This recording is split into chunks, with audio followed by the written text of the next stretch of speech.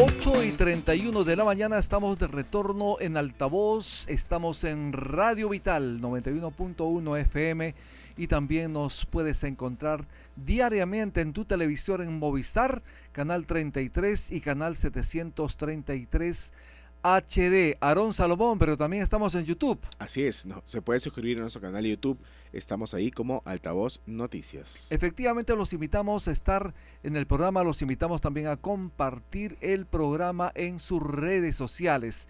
Y me complace en presentar a nuestro siguiente invitado, el doctor Alberto Retamoso Linares. Él es doctor en Derecho, doctor en Sociología. Muy buenos días, doctor Retamoso, bienvenido a Altavoz. ¿Qué tal? ¿Cómo está usted? Muy bien, muchas gracias. Usted ha presentado este libro que tengo en mis manos recientemente en la Feria Internacional del Libro, en la FIL. Este libro se llama Las hipótesis conspirativas chilenas y la configuración del Estado fallido en el Perú. ¿Qué nos quiere decir en este libro? El periodo de 1836 y 1879. Ajá. El libro lo que busca es probar, ¿no?, que en ese es un solo periodo histórico en el cual dura 43 años y en el cual Chile nos declaró 2 veces la guerra. Sí. Por lo tanto, no son periodos históricos separados, ¿no? Una es la guerra contra la Confederación Peruana-Boliviana, no es ajena históricamente a la guerra del Salitre de 1879, Ajá, sino que están vinculadas, ¿no? Están vinculadas porque están en un solo ciclo histórico. Hay soldados que tenían 15 años en 1836 y en 1879 están en 50 y tantos años, ¿no? O 60 y tantos años. Entonces, en la historia esos son ciclos cortos. uh-huh. ¿Y por qué es importante? Porque en ese periodo Chile derrota al Perú, a la Confederación Peruano-Boliviana, lo que fue en realidad una guerra de puertos, ¿no?, entre Valparaíso y el Callao. Claro. También fue una guerra del trigo, porque le dejaron de comprar trigo a los chilenos y los chilenos solamente le vendían trigo a Perú. Ajá. ¿No?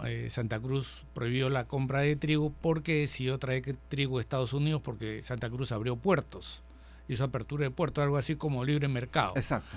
¿No? Y eso generó conflicto con la élite comercial chilena instalada en Valparaíso, y ahí estaba un ministro de guerra conservador, Diego Portales, que es quien desarrolla toda la tesis contra Perú, ¿no?, los conservadores. ¿Y esta situación histórica cómo nos coge a los peruanos, a la sociedad peruana en ese momento? Entonces, en esos momentos, el Perú, Santa Cruz le faltó mucha visión, ¿no?, como país, ¿ya? Y termina siendo derrotado en Yungay, a pesar que los tuvo a merced en Paucarpata. Claro. ¿No? Blanco Encalada es cercado por las tropas de Santa Cruz en Paucarpata y lo deja ir, ¿no? Y lo deja ir con armas, con hombres, como dice Basadre, con tropa, cuando pudo haber resuelto el problema ahí, ¿no?, militarmente hablando. Pero lo grave de esto es que Santa Cruz lo deja ir cuando Chile antes nos había secuestrado 4 naves en el Callao antes de declararnos la guerra. Bien, a partir de ese momento, lo que sucede es que un país, Chile, va a consolidar su identidad nacional, porque va a tener héroes nacionales, Bulnes va a ser presidente, entonces hay todo un discurso de gloria a las tropas, ¿no es cierto?, pero no genera recursos. En cambio, al Perú le pasa lo contrario, ¿no? El Perú, a partir de 1845 empieza a generar recursos porque el guano empieza a comercializarse, claro, a nivel mundial, ¿ya? Y hay muchos recursos entre 1845 y 1870, un poco menos, ¿ya?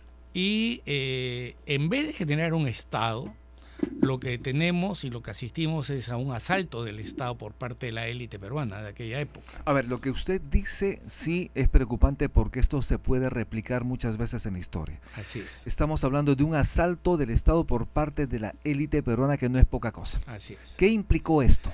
Implicó que los consignatarios se volvieran prestamistas del Estado, vivieran de rentismo, no pagaban impuestos, porque había mucho dinero, no hicieran inversiones reales en el país, y cuando les quitan el guano se desesperan, ¿no? Pierola y Balta les quitan el guano con el contrato de Dreyfus, se entran en una desesperación tremenda. Manuel Pardo gana el proceso electoral, ponen como candidato a Manuel Pardo, ganan los civilistas en el proceso electoral y toman el control del Congreso, mayoría absoluta. Y a partir de ahí inician una campaña para aplicar al salitre las mismas reglas del guano, ¿no? El país estaba quebrado, lo habían dejado quebrado, se gastaba y no había ingresos fijos, todo se vivía en base a préstamos. Había mucha deuda además. Claro, porque no se generaban otro tipo de renta, no había impuestos. Entonces, lo que pasa ahí es que en estos 4 años se empieza a discutirse, se levanta la tesis de guano y salitre en una sola mano, ¿no? Y viene aplicación de impuestos primero, el estanco de la sal y después la expropiación. Ya, lo cual está bien porque total el Perú era un estado soberano. Pero ¿qué pasó? No compraron armas, ¿no? Cuando Manuel Pardo asume el cargo de presidente, pongamos hoy día 28 de julio, claro, a la semana, Basadre reseña eso, ¿no? Tiene una reunión con el alto mando de la Marina, con los representantes de Perú en Chile y en Europa, ¿no? Y le comentan de los blindados chilenos, y le comentan los 2 blindados chilenos, y le comentan que el Perú tenía que armarse, ¿no? Pero Pardo decía, estoy en crisis, pero aceptó armarse y el Congreso le aprobó una partida para la compra de los 2 blindados. ¿Ok? Bueno, no los compró. No los compró Y al contrario, a la vuelta de 2 años el ministro de Hacienda informa al Congreso que han hecho ahorros, ahorraron 4 millones de soles, los 4 millones de soles que debieron haberse gastado en los blindados. En la compra de los blindados. Claro, lo curioso es que sí armó la Guardia Nacional, ¿no? Sí tuvo Guardia Nacional, pero descuidó mucho a la Marina y el Ejército. Pero lo grave es que, bueno, un error histórico además. Tremendo error histórico porque estaba yendo contra el salitre de Tarapacá, donde habían intereses chilenos, franceses, ingleses, brasileños, ¿no? Intereses de todo tipo y al afectar intereses, lo que teníamos, además había mucha migración chilena, ¿no? El Perú no se había resguardado.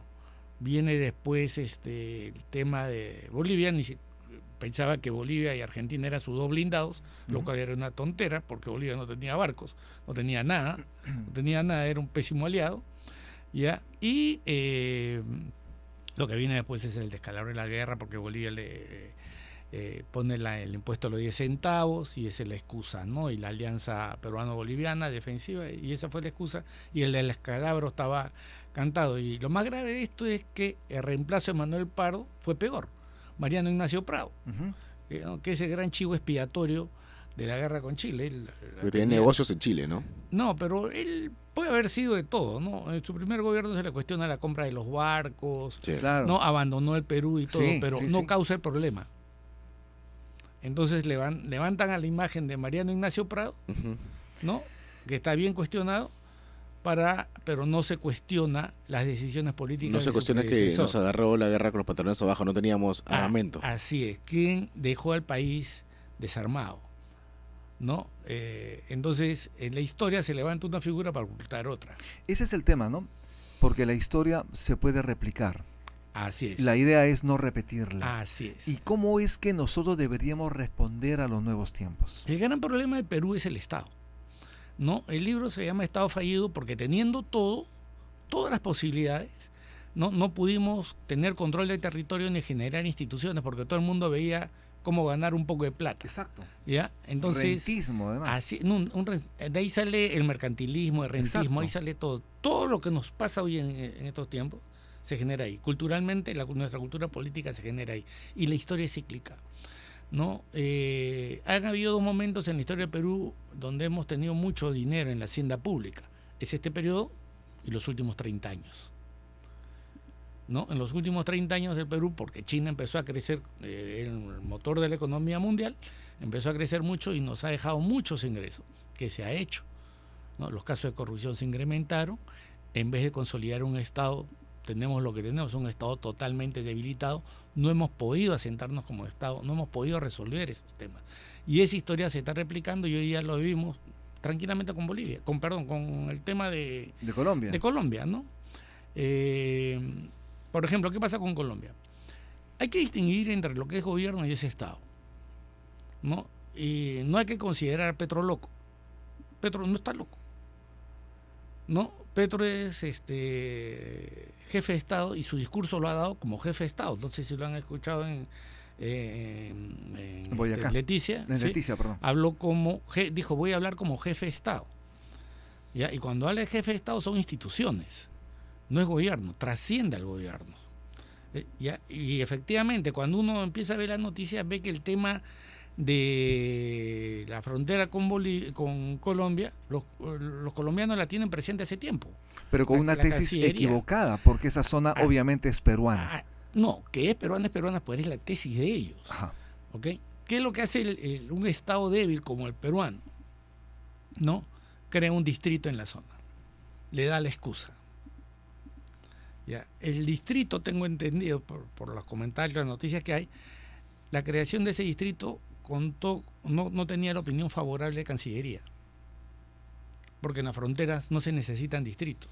Además, ya la Cancillería peruana tenía noticias de que en Colombia estaban cuestionando la frontera. Entonces, ¿qué es lo que hace el Congreso? Crea contra la opinión del órgano competente, que es Cancillería, porque es en zona de frontera, crea el distrito. Pero Leticia no es un municipio. Ya, pero Perú creó el distrito en esa zona. ¿Ya? Entonces, no había necesidad de crearla, porque igual tiene jurisdicción. Porque además ya existía hace muchísimo tiempo. Así es, ahí está chinería. Claro. Entonces tenías todo. Entonces, ¿qué es lo que hace Petro? Agarra esa banderita.